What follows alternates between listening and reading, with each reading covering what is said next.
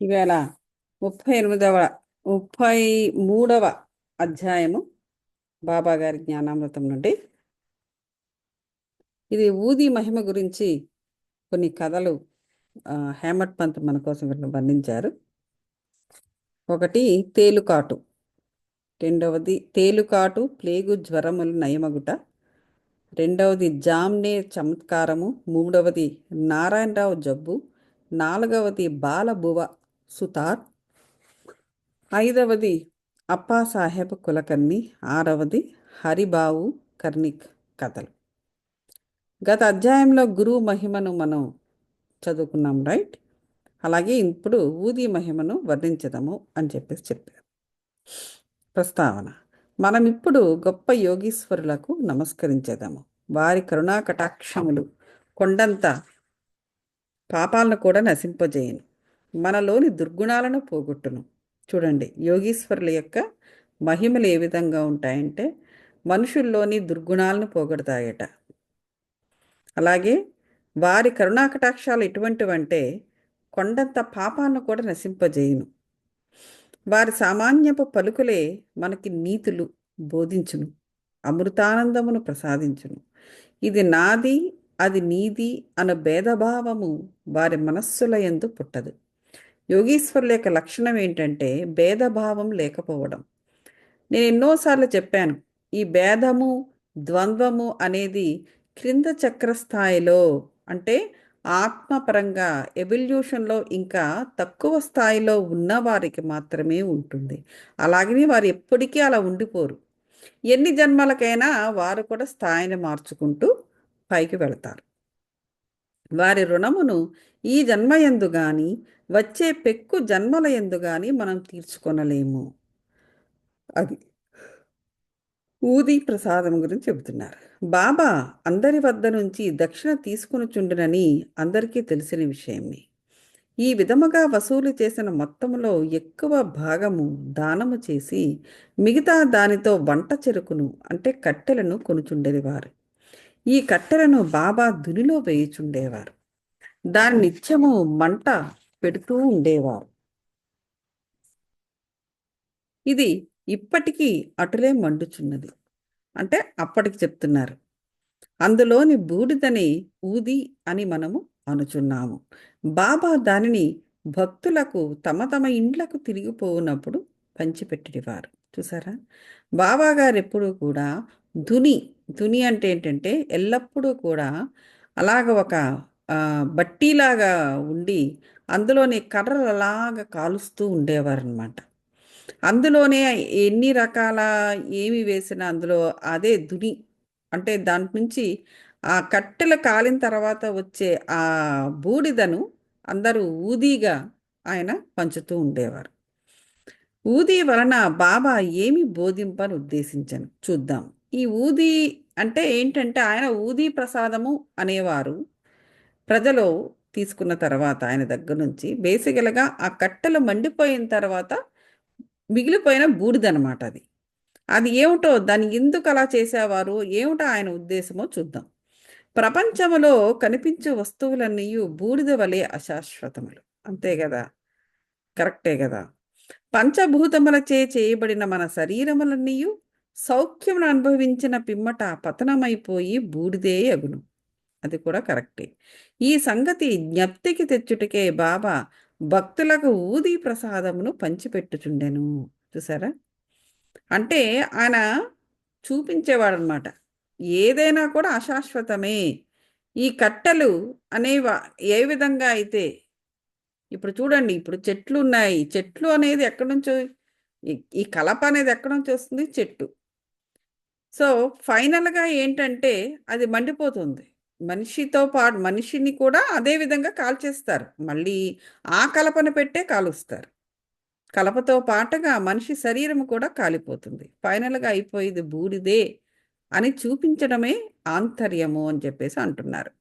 ఈ ఊది వలననే బ్రహ్మము నిత్యమనియు, ఈ జగత్ అశాశ్వతమనియు, ప్రపంచంలో కల బంధువులు కొడుకు గాని తండ్రి గాని తల్లి గాని మనవాళ్ళు అనేవారు గాని మనవాళ్ళు అనేవాళ్ళు కారు అని బాబా బోధించేవారంట ఈ విధంగా.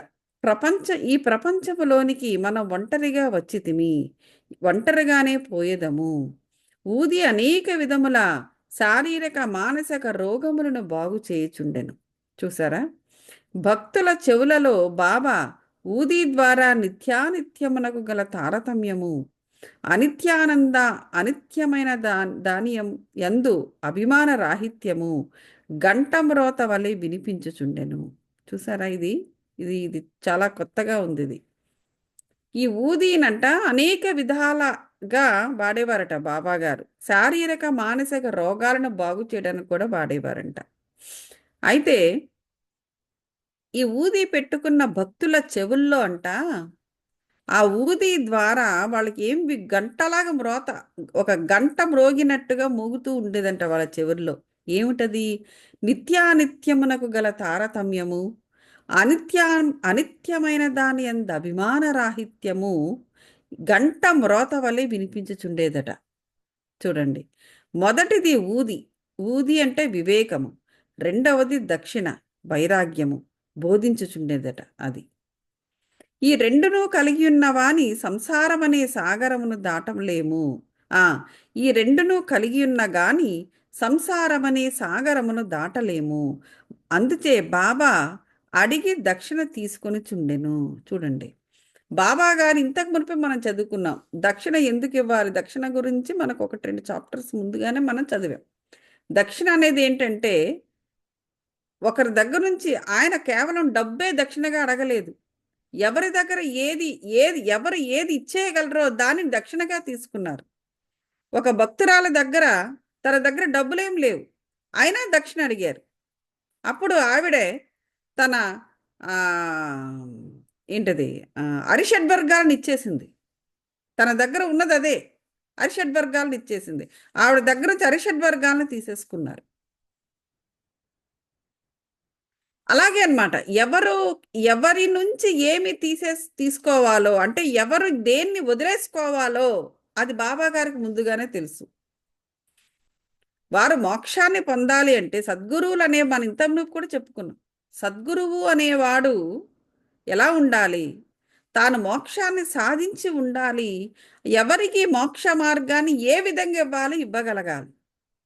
బాబా గారి దక్షిణ రూపంలో వారిలో దేనినైతే ప్రీతి కలిగి ఉన్నారో, దేని యందు వారు ప్రీతి కలిగి ఉన్నారో, మనుషులు దేని యందు వారు ప్రీతిని కలిగి ఉన్నారో ఆ ప్రీతిని తీసేసుకుండేవారు. అంటే అర్థము ఏమిటి? ఆ ప్రీతిని తీసేసుకుంటేనే కదా ఆ మనిషి మోక్షం దారికి వెళ్ళగలడు.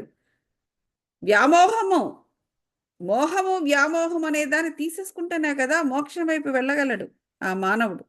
అది ఈయన చేస్తూ ఉండేవారు అనమాట. సో ఇక్కడ కూడా అదే ఇది దక్షిణ అంటే ఏంటంటే వైరాగ్యం. మన దక్షిణ అనగానే ఏదో డబ్బు మీద ప్రీతి, ఆయన కర్రలు కొనడానికి, లేకపోతే నూనె కొనడానికి, లేకపోతే ఊరికే దీపాలు వెలిగించడానికి అని మనం అనుకుంటాం. దక్షిణ అనేది ఒక్కొక్కరికి ఒక్కొక్కటి. మొదటిది ఏంటంటే ఊది ఇస్తున్నారు అంటే ఏంటంటే వివేకాన్ని ఇస్తున్నారు. అక్కడ ఎటువంటి వివేకాన్ని ఇచ్చారు? ఆ ఊదిని ధరించిన భక్తుల చెవుల్లో అంట ఎటువంటి వివేకం వచ్చేదంట వారికి? ఆ ఊది ద్వారా నిత్యానిత్యమునకు గల తారతమ్యం తెలిసేదట. నిత్యము అనిత్యము అంటే నిత్యంగా ఉండేదేమిటి, నిత్యంగా ఉండనిదేమిటి అనేటువంటి తారతమ్యము అనేటువంటి వివేకము ఆ ఊదిని ధరించిన వారికి కలిగేది. రెండవది అనిత్యమైన దాని యందు అభిమాన రాహిత్యము. రాహిత్యము అంటే అర్థం ఏంటంటే లేకపోవడం లేదా కోల్పోవడం. అభిమానము అంటే వ్యామోహం. అనిత్యమైన దాని యందు అంటే ఏంటి? నిత్యము కాని దాని యందు అభిమాన రాహిత్యము పెరిగేది. ఏది? ఆ ఊదిని ధరించిన వాళ్ళకి. అదే బాబా గారు ఇచ్చే వివేకము. ఇప్పుడు అర్థమైందా? అదే ఊదితో వారు మానసిక శారీరక రోగాలు కూడా బాగు చేసేవారు. మనకు తెలుసు కదా, ఈ స్పిరిచువల్ ట్యాబ్ L1 కోర్సు చేసిన వాళ్ళందరికీ తెలుస్తుంది అది. ప్రతి ఒక్క జబ్బుకి కూడా వెనకాతల ఒక స్పిరిచువల్ రీజన్ ఉంటుంది.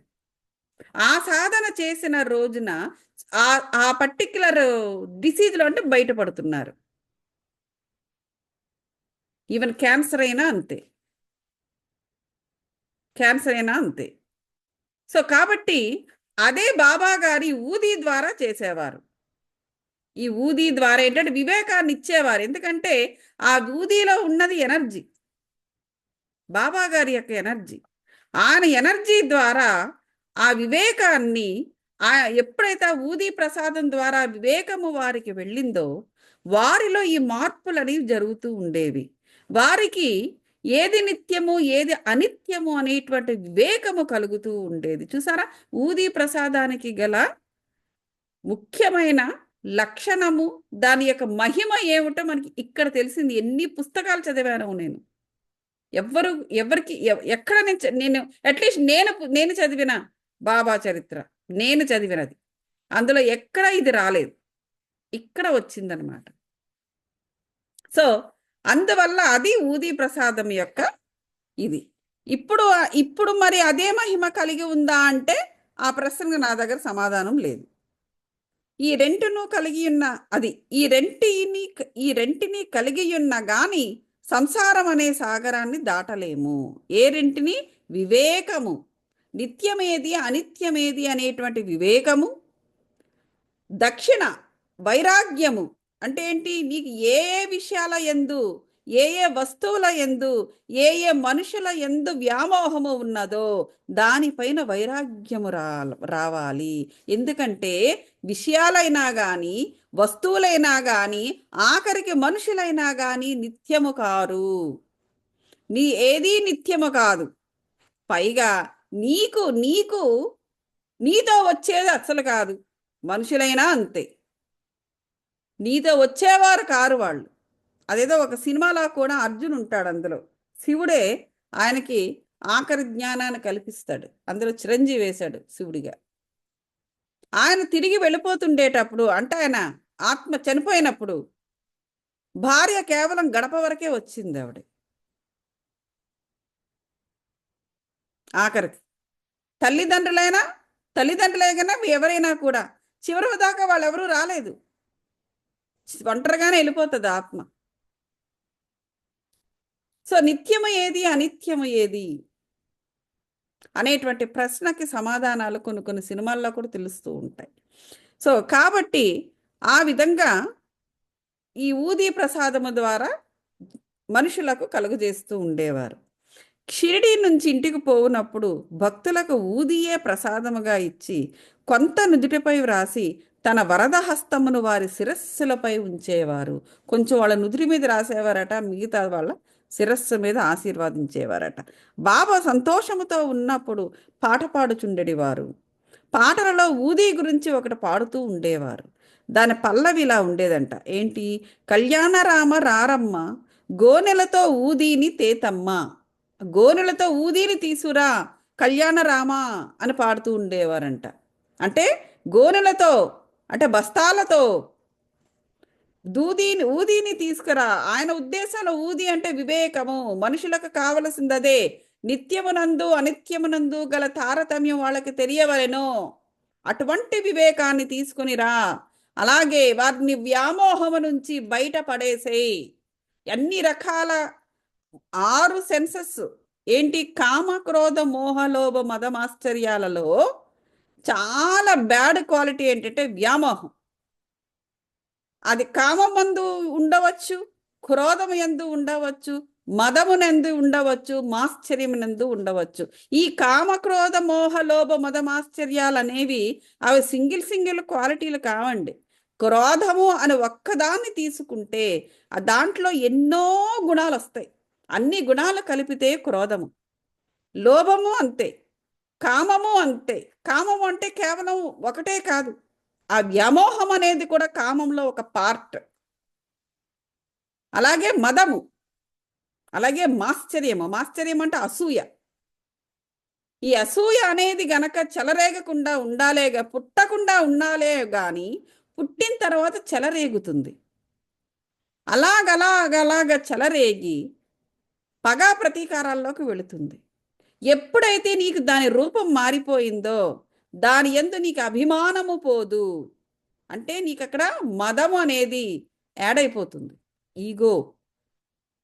ఎప్పుడైతే ఆ రెండు కూడా ఒకటైపోయినావో నువ్వు బైండ్ అయిపోతావు, వ్యామోహం, మోహం. ఎప్పుడైతే నువ్వు బైండ్ అయిపోయావో క్రోధం, రియాక్ట్ అవుతావు. చూసారా, ఇవన్నీ కూడా ఒకదానితో ఒకటి లింకప్ అయ్యి ఉంటుంది. ఏదో పేరుకి చెప్పుకోవడానికి 6 సెన్సెస్ అని 1 2 3 4 5 6 అని మనం నెంబర్స్ ఇస్తామే తప్ప ఒకటి వచ్చిందంటే అన్నీ అందులో ఉంటాయి. ఏదో మన అండర్స్టాండింగ్ కోసము మనం ఇచ్చుకునే డెఫినేషన్ 6 ఉన్నాయి అనేసి. కానీ నిజానికి అది సపరేట్ కాదు, ఒకటి ఉంటే మిగతా అన్నీ ఉన్నట్టే లెక్క.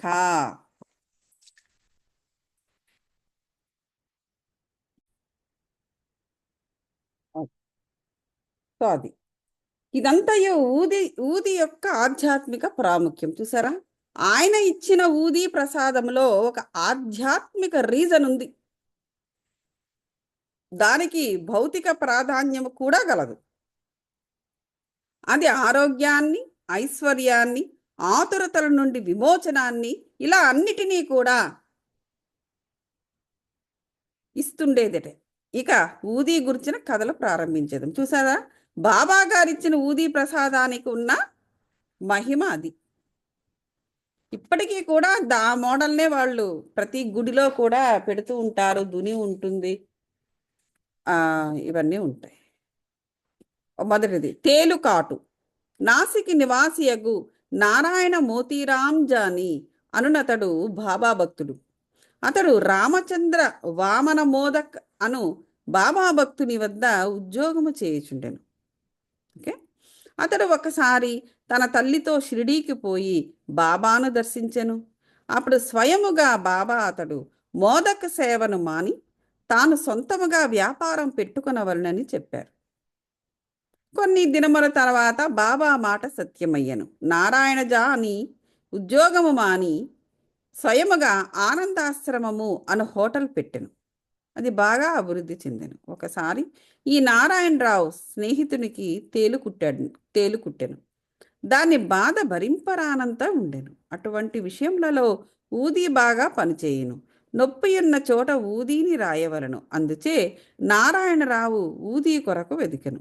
కానీ అది కనిపించలేదు. అతడు బాబా పటము ముందర నిలచి బాబా సహాయము కోరి బాబా నామజపము చేసి బాబా పటమునందు రాలిపడిన అగరవత్తి బూడిద చిటికడంత తీసి దానినే ఊదీగా భావించి నొప్పి ఉన్న చోట రాసెను. అతడు ఊదీ రాసిన చెయ్యి తీయవేయగానే నొప్పి మానిపోయాను. ఇద్దరు ఆశ్చర్యానందములో మునిగిరి. సో ఇక్కడ ఏంటంటే బాబా గారి యొక్క ఎనర్జీస్, ఆయన యొక్క ఆరిక్ ఫీల్డ్ అంటే ఎప్పుడు అన్న ఆయన నామమే ఎనర్జైజ్ అయిపోయింది. ఇప్పుడు చూసారా ఎలా ఉంటుందంటే, ఇప్పుడు రామాయణంలోకి వెళితే ఇలాగ లంకకు వారధిని వెయ్యాలి అని చెప్పి రాముడు ప్లస్ మిగతా వానరసేన వీళ్ళందరూ కూడా నిర్ణయించి ఆ రాళ్ళు పడేస్తూ ఉంటారు సముద్రంలో. పడేసేసి దానిపైనుంచి ఒక వారధి కట్టి లంక వెళ్ళి రావణాసుడితో యుద్ధం చేసి సీతను తీసుకురావాలని. కానీ సముద్రం యొక్క లక్షణం ఏంటి? నువ్వు ఏం వేసినా అది అడుక్కు తీసుకెళ్ళిపోతుంది. అది సముద్రం యొక్క లక్షణం. దేన్ని కూడా బయటకు ఫ్లో చేయదు, ఫ్లోటింగ్ అనేది ఉండదు. అంటే అంత డెప్త్ ఉంటుంది సముద్రంలో. సో వేస్తున్న రాళ్ళన్నీ లోపలికి వెళ్ళిపోతున్నాయే తప్ప ఒక వారధిలాగా ఏర్పడటం లేదని రాముడు సముద్రునితో ప్రార్థిస్తే సముద్రుడు ఏమంటాడు? అది సముద్రము యొక్క లక్షణము, ఏది నాలోకి వచ్చినా అది నేను లోనికే తీసుకుంటాను తప్ప దేన్ని కూడా పైకి తేల్చను అంటాడు. చేయమని రామ చెప్తాడు. మరి ఏమిటి, మరి ఎట్లాగ నేను సీతను వెళ్ళి తీసుకురావాలి, నేను ఎలా వెళ్ళి నేను సీతను తీసుకురాగలను అంటే అప్పుడు సముద్రుడు అతనికి ఒక ఇది చెప్తాడు. ఏంటి అది చెప్తాడంటే, నీకన్నా నీ పేరు మహిమ ఎక్కువ, నీ పేరు ఎనర్జైజ్ అయి ఉన్నది, మహిమ ఎనర్జీస్ అంటే ఏమిటి అని అంటారు చాలామంది. అది ఒక శక్తి. ఎనర్జీ అనేది ఒక శక్తి. అది ఆ శక్తి అనేది మన అంటే మన ఆత్మ మీద అది పనిచేస్తూ ఉంటుంది. మన ఆత్మకు పాజిటివ్ శక్తి ఇచ్చే ఎనర్జీని పాజిటివ్ ఎనర్జీ అంటాము. అదే మన ఆత్మకి ఎగెనెస్ట్గా పనిచేస్తున్న శక్తి అది నెగిటివ్ ఎనర్జీ అంటాం. మనకి నెగిటివ్ అయిన ఎనర్జీ మరొకరికి నెగిటివ్ కాకపోవచ్చు. అది వారి ఎటువంటి ఎనర్జీస్తో వాళ్ళు ఉన్నారు, లేకపోతే పుట్టారు, వాట్ ఎవర్ ఇట్ ఈస్, వాళ్ళు ఆ విధంగా పుట్టి ఉండవచ్చు. లేదా పుట్టిన తర్వాత వాళ్ళ రకరకాల ఆలోచన విధానాలతో కానీ, వాళ్ళ రకరకాల బ్రతికే విధానాలతో కానీ మరొక ఎనర్జీ ఫామ్గా మారిపోయి ఉంటారు. లేదా వారికి సమాజంలో వారికి జరిగిన ఎక్స్పీరియన్సెస్, వారు ఎటువంటి మనుషులతో కలిసి కూడి ఉన్నారు, ఇవన్నీ కూడా ప్లే అవుతూ ఉంటుంది. సో కాబట్టి ఒకరికి సరిపడే ఎనర్జీ మరొకరికి సరిపడాలని లేదు. అక్కడ మన ఆత్మకి ఎగనెస్ట్గా పనిచేసే ఎనర్జీని మనం నెగిటివ్ ఎనర్జీ అంటాము. అదే నెగిటివ్ ఎనర్జీ మరొకరికి సెట్ అవ్వచ్చు. అలాగే ఒక ఆత్మకి పాజిటివ్గా పనిచేసే ఎనర్జీని పాజిటివ్ ఎనర్జీ అంటారు. అదే విధంగా పేరులో కూడా బలం ఉంటుంది. ఆ పేరు ఎనర్జైజ్ అయి ఉంటుంది కొంతమందికి. అందుకే ఆ పేరుని ఇష్టం వచ్చినట్టు ముక్కలు చెయ్యొద్దు అంటారు.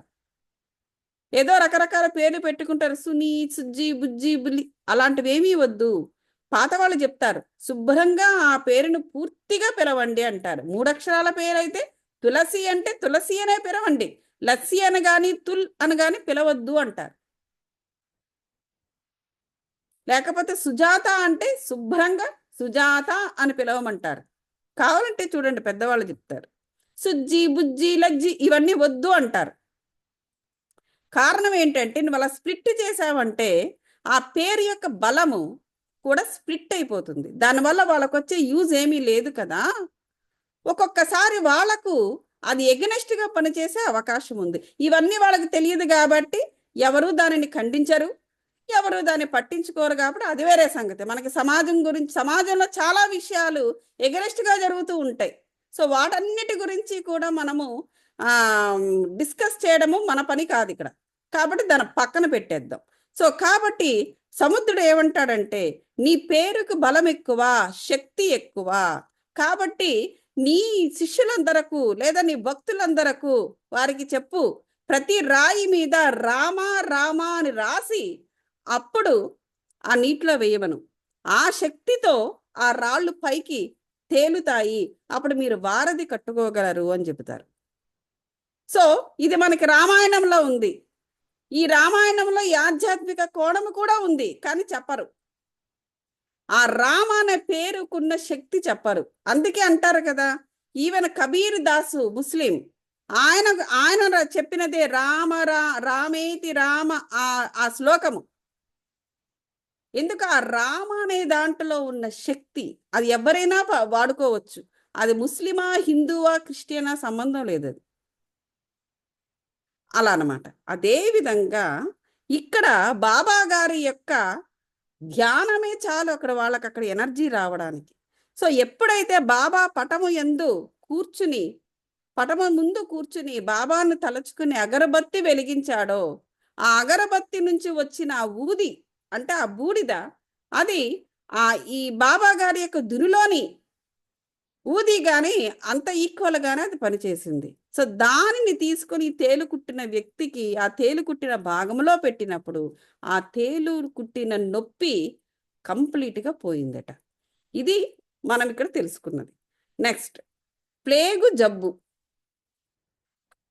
ఒకానొకప్పుడు బాంద్రాలో ఉండు బాబా భక్తుని కుమార్తె వేరొక గ్రామమున ప్లేగు జ్వరముతో బాధపడుతుండెను.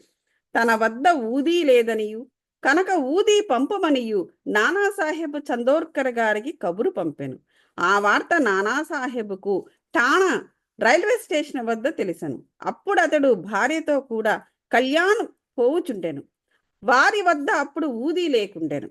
కావున రోడ్డు పైన మట్టిని కొంచెము తీసి సాయి నామము జపించి, చూసారా అక్కడ సాయి యొక్క నామము చాలు అక్కడ అది ఎనర్జైజ్ అవ్వడానికి. సహాయమును అభ్యర్థించి నానాసాహెబు తన భార్య నుదుటిపై వ్రాసెను. ఆ భక్తుడు ఇదంతా చూశాడు. అతడు తన కుమార్తె ఇంటికి పోవుసరికి 3 రోజుల నుండి బాధపడుచున్న వాని కూతురు జబ్బు నానాసాహెబు తన భార్య నుదుటిపై మట్టిని పూసినప్పటి నుండి తగ్గెనని వానికి మిక్కిలి సంతసించెను. చూడండి, ఇది చూడండి. ఇతను ఎవరు? ఈయన కళ్యాణ పోతున్నాడు. ఇతను ఈ నానా సాహెబ్.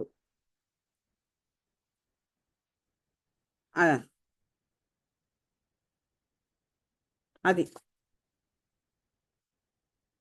ఈ ఈ ఇతని భార్యకు ఒంట్లో బాలేకపోతే ఆ భార్య యొక్క నుదుటి మీద మట్టిని తీసి సాయి నామాన్ని జపించి అది వ్రాస్తే ఏం జరిగిందంటే, ఆవిడే ఓకే, ఇవిడ బేసికల్గా అతని కుమార్తె ప్లేగు జ్వరంతో బాధపడుతుంది. ప్లేగు జ్వరంతో బాధపడుతుంది. అప్పుడు అతను ఈ నానాసాహెబ్కు ఆయన ఇంట్లో లేడు. నానాసాహెబ్ భార్యతో ఎక్కడో వెళుతున్నాడు. అక్కడ రైల్వే స్టేషన్ దగ్గర తెలిసింది.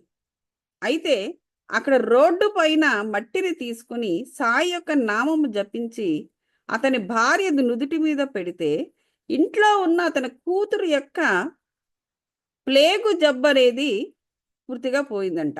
చూడండి, అంటే ఏంటంటే ఎందుకు ఇక్కడ ఇక్కడ మీకు ఏమర్థమైంది?